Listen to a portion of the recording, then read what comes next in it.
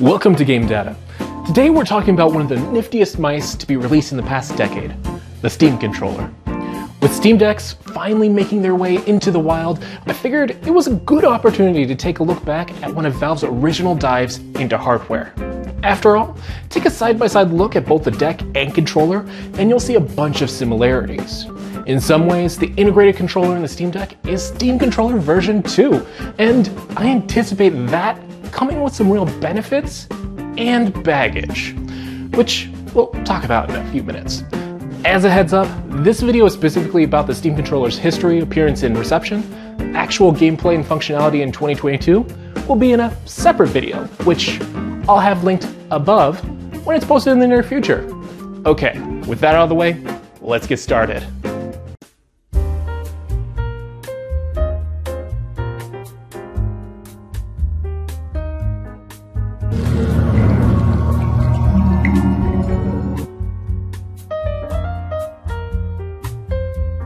Before we get too deep into things, I wanted to be upfront with y'all. I'm not much of a PC gamer anymore. I'd say probably 95% of the time, I'm either playing games on a console or one of my phones. It's likely because this is the first time in many years that I actually owned a computer that could play games reasonably well. And as a result, mouse and keyboard aren't necessarily my go-to input methods when gaming. Instead, I'm usually reaching for a controller, and, even though controllers tend to look different between devices, most controllers these days have settled into one or two dual stick designs. That's been really great for providing consistent standard experiences across different games, but it's also come with its own limits, particularly that a standard controller only has so many buttons, which all tend to have a similar functionality across systems. Plus, getting precise movements out of a joystick can be a real mixed bag.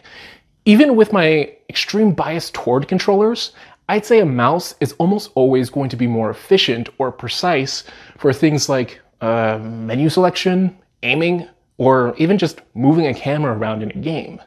And I mention all this because this is the overall thesis for the existence of the Steam controller. From the outset, Valve reports wanting to create something that could combine the flexibility and accuracy of a keyboard and mouse with the convenience and comfort of a controller. And how Valve ultimately went about achieving that goal was actually a bit weird.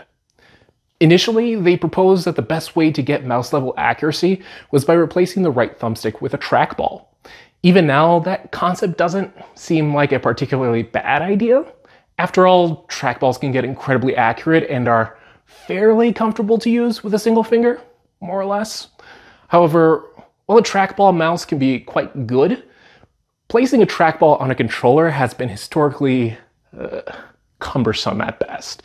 Just look at some of these images of their prototypes and you'll kind of get what I mean. Between the 2013 announcement and 2015 launch, they actually went through many prototype concepts and showed many of those concepts to the media, complete with hands-ons, which resulted in some early mixed reception articles.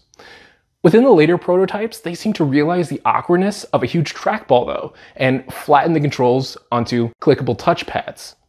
Similarly dexterous to use, more flexible to program, the concept of a touchpad-focused controller seemed extremely inventive back then. Still does, but it was maybe a bit too inventive for a gaming landscape so used to the look and feel of Xbox and PlayStation controllers. Beyond personal preference, players had built up substantial muscle memory over the years for a semi-standard input system. 2 joysticks, a D-pad, 4 face buttons, and a set of trigger shoulder button combos. Plus, developers making cross-platform games were also developing their controller support for the more widely adopted control schemes. That could be why the final version of the Steam controller backed off a bit and compromised innovativeness for some semblance of familiarity. But, oh man, is that final product something great? Now, All the credit in the world to Xbox and PlayStation. The Xbox One controller is still probably my favorite go-to controller for multi-platform gaming, and the DualShock 4, with its touchpad controls, integrated speaker, and solid symmetrical thumbstick design, has added some really neat experiences to the hundreds of hours I've dumped into PS4 games. Yet, the Steam controller is in a league of its own. The physical layout of the controller is pretty overwhelming at first. It has the Xbox standard ABXY control scheme, plus a left thumbstick that feels smooth to move. Unfortunately, both the face buttons and thumbstick are oddly around half the size of a typical controller and seem just a tad awkward until I got used to their scrunched layout. Above those, Valve's replaced both the D-pad and right thumbstick with very sensitive touchpads, atop a set of satisfyingly clickable four-directional buttons.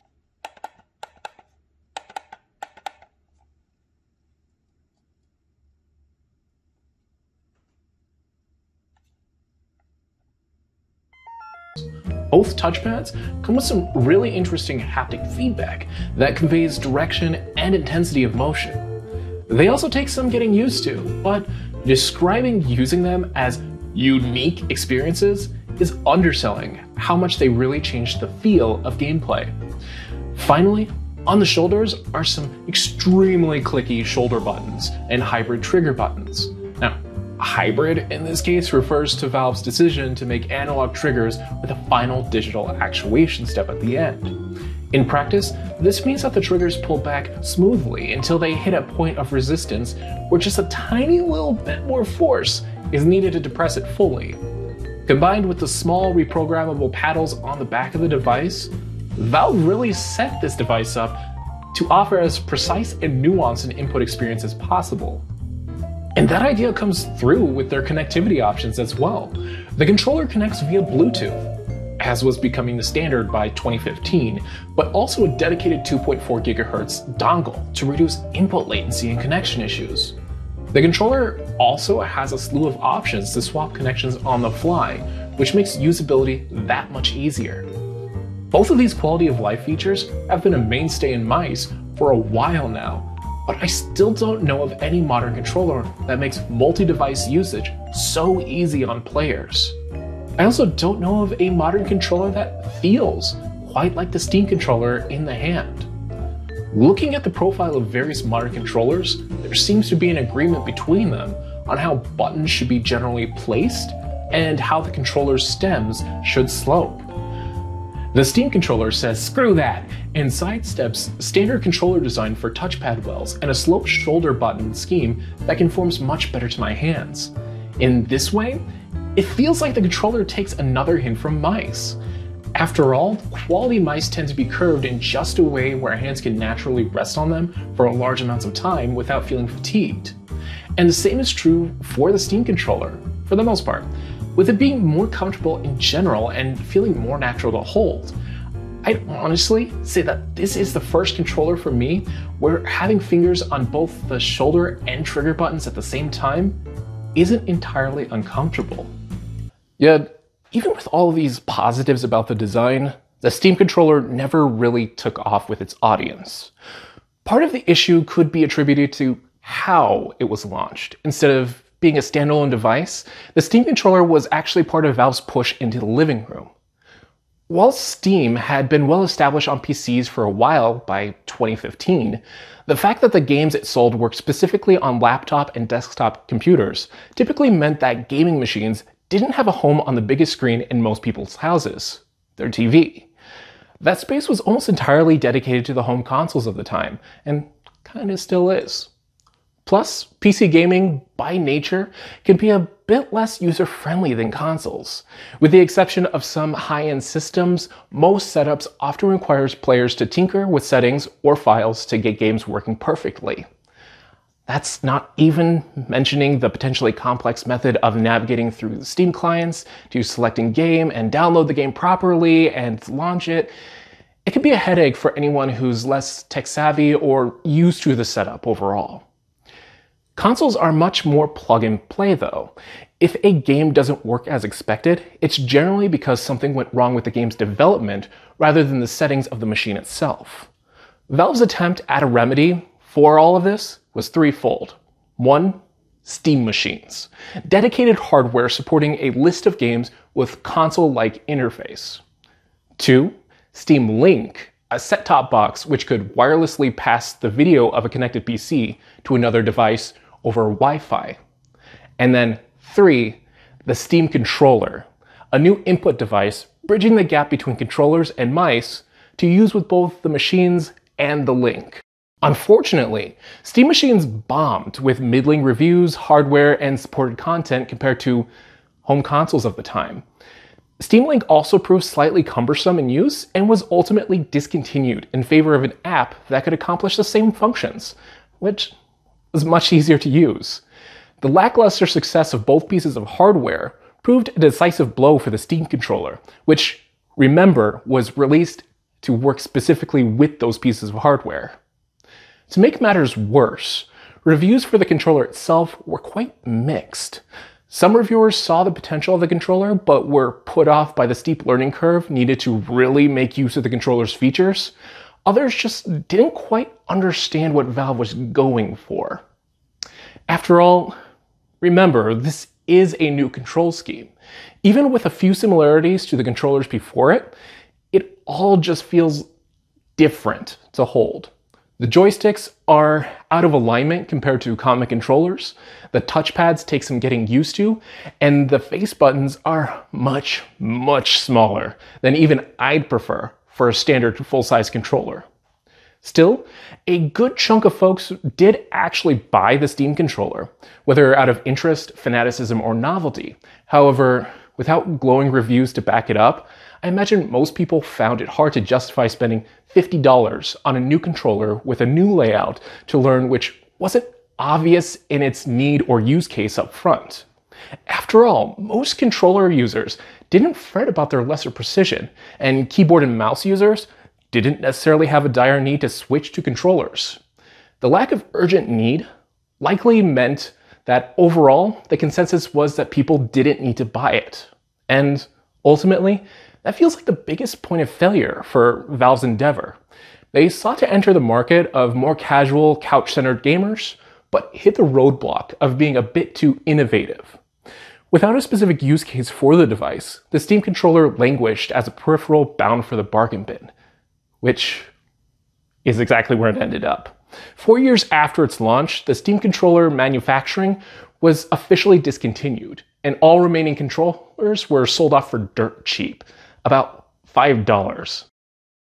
Luckily, the controller itself is still supported by Steam and can function in multiple modes to mimic standard controller inputs, keyboard and mouse, or a hybrid of the two for any games that come out in the future.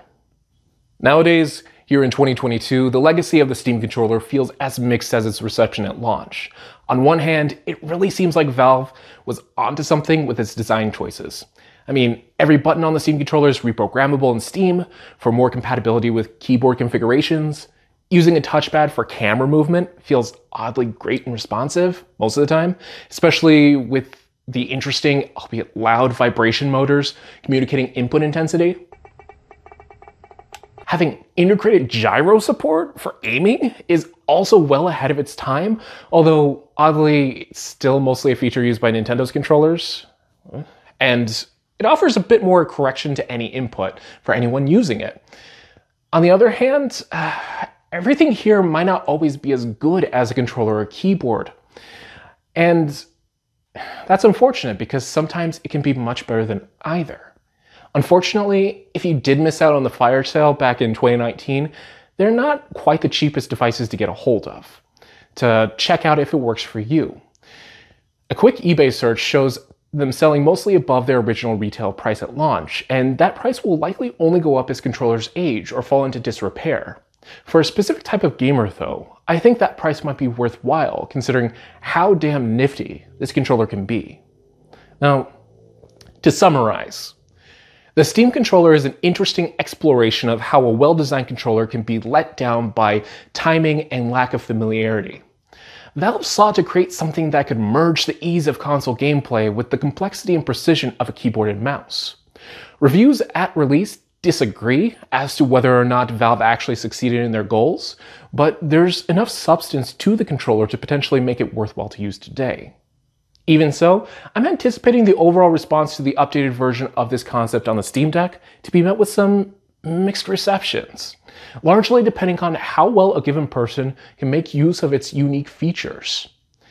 In the next video, we'll explore this a little bit more by digging into the functionality and how the controller actually works for playing games both modern and, around for a while since the controller actually launched. Do you have a specific feature you'd like us to show off? How about a memory you personally have of the Steam controller?